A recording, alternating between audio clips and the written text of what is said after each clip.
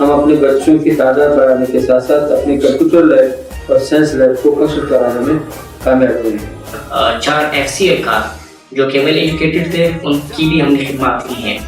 और second phase में deputy commissioner Washuk ने सूबाई हुकूमत के पॉलिसी के तहत माशकेल के 17 टीचर्स कॉन्ट्रैक्ट पर भर्ती किए जो कि प्योरली मेरिट पे थे।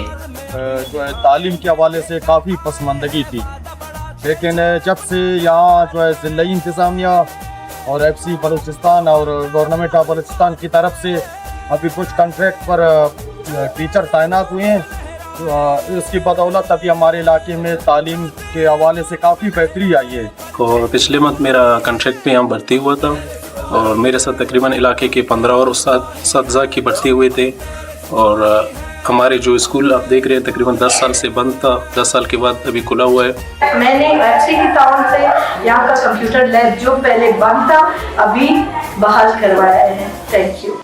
यहाँ हमारे स्कूल में साइंस लैब और कंप्यूटर लैब के साथ साथ साइंस टीचर भी पोस्ट हुए हैं, जिससे हमें बहुत बड़ा फ़ायदा हुआ है। हम ज़िला इंतज़ामिया और FC के दिल से शुक्रिया अदा करते हैं जिन्होंने हमारे लिए इतने सारे टीचर भेजे।